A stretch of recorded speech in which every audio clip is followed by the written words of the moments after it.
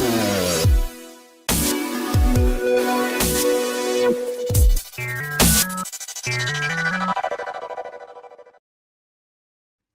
terima kasih Sobat Bipos yang masih setia bersama kami baik di Bipos online atau di Instagram @banjarmasinpos dan juga kanal YouTube Bipos News Video.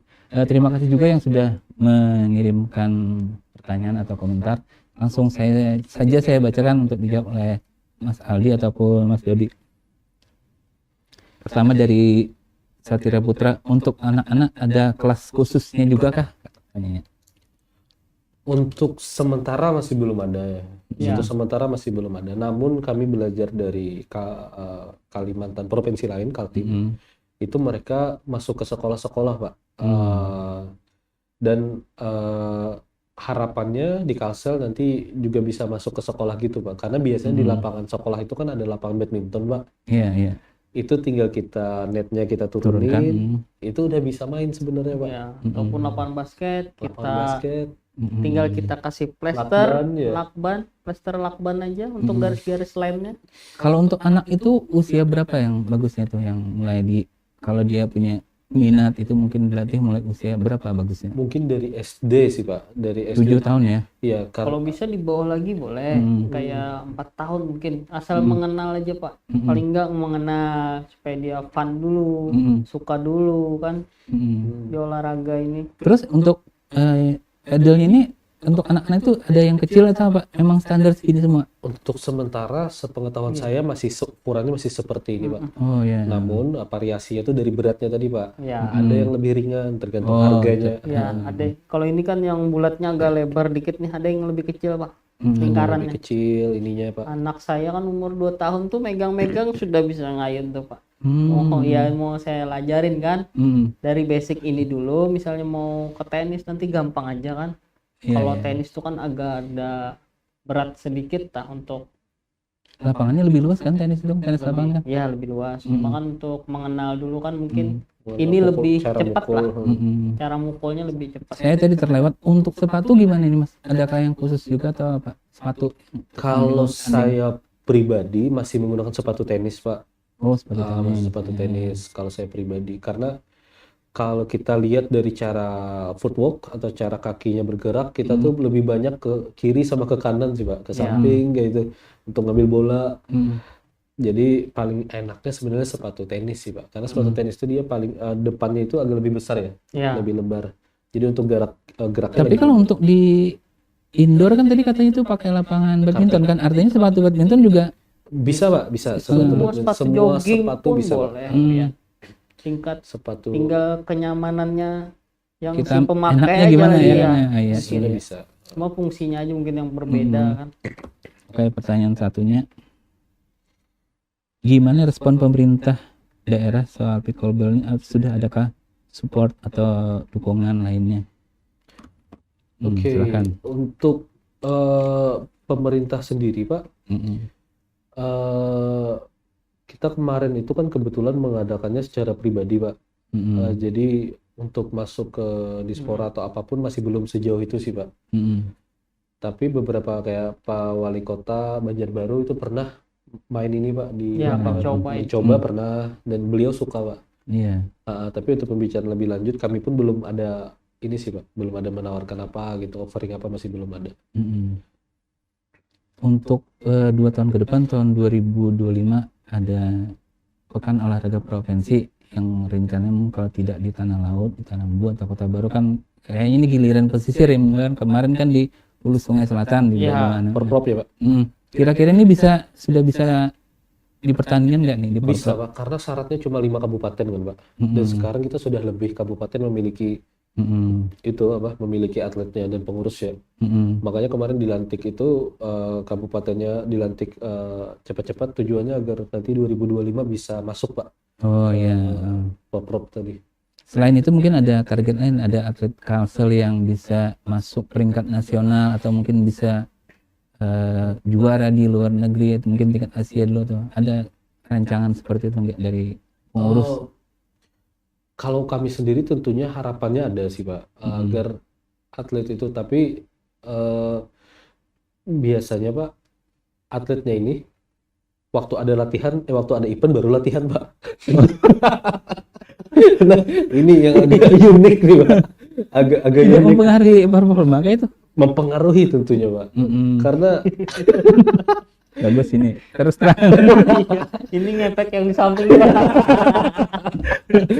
Baru sadar saya. ini ya agak unik, Pak. Sebenarnya potensinya tuh lumayan, Pak. Kayak contoh kita anggaplah yang juara 1 nasional lah, Pak. Si Jepri tadi. Dia kan dari tenis juga tuh, pemain pon ya. Di Palembang pemain pon tenis, Pak. Tapi dia stop di tenis, pindah ke pikul dan dia menjuarai dunia. Siapa namanya? Jepri, Pak.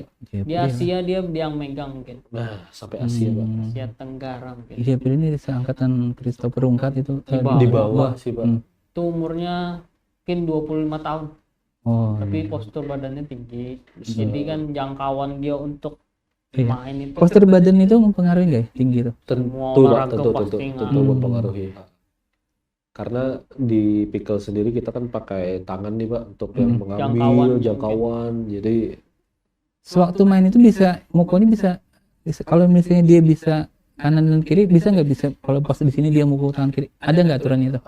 Nggak ada aturan tetap. Jadi bisa gitu ya? Bisa aja kalau emang tangan si atletnya atau cepat pemain ya. bisa kiri kanannya. Sebenarnya ada sih, Pak. Saya kenal sama pemain yang bisa ada yang itu. Ada, Pak. Ibu-ibu.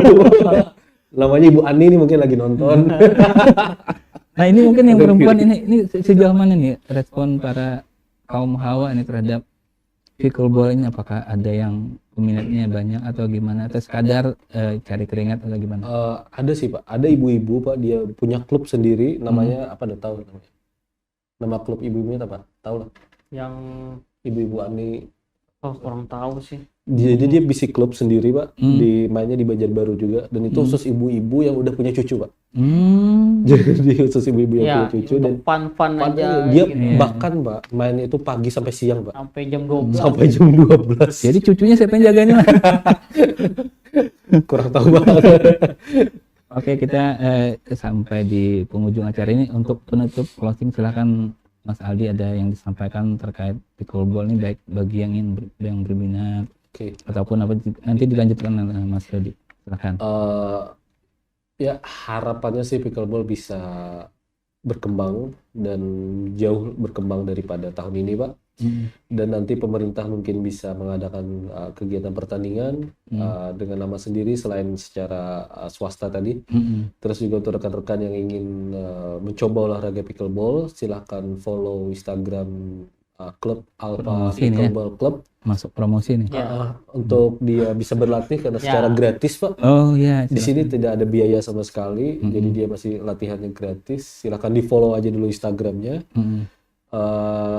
Kalau mau tanya-tanya silahkan di situ, nanti kami latih secara gratis gitu, Pak. Silakan. Kalau saya sih keinginannya itu satu, Pak. Supaya atlet itu emang fokus dan beralih ke pickleball kayak seperti saya. Mungkin untuk pembinaannya mungkin, Pak, kalau bisa dibentuk benar-benar dan juga masuk di pemerintah itu supaya didanain. Di barat supaya tanding terus kan, jadi ada dana tersendirinya gitu, nggak dana pribadi. Nah, jadi supaya lebih berkembang gitu. Jadi di situ minat atlet yang mungkin atlet tenis atau bulu tangkis yang melihat, oh ini ada prospeknya, mungkin dia beralih ke situ mungkin kan. Karena sementara ini kan atlet yang kayak saya pribadi jarang nih ada pertandingan nih. Jadi sejauh ini kalau ikut kejuaraan di luar itu pakai dana pribadi? Enggak ada sponsor masih? Kalau kemarin sih dari dananya Unlam kemarin. Oh iya. Iya. Kemudian dari beliau juga kan. Nah, beliau nih sponsor mantap. Saudagar ya. Iya, saudagar. Oke, terima kasih Mas Dodi juga Mas Aldi atas kesediaannya berbagi cerita tentang pickleball. Semoga ini menginspirasi Sobat Bipos bagi yang pengen tertarik atau pengen menekuni cabang olahraga ini. Tapi mungkin tadi slogan itu bisa ditambah, mudah dan menyenangkan serta berprestasi ya. Easy and fun sih, Pak. Serta berprestasi gitu lah. Kalau bisa. Oke, Sobat Bipos, ini akhir perbincangan kita pada Bitalk edisi hari ini. Saya Mulyadi dan Sutra mohon diri, sampai berjumpa pada kesempatan mendatang. Assalamualaikum warahmatullahi wabarakatuh.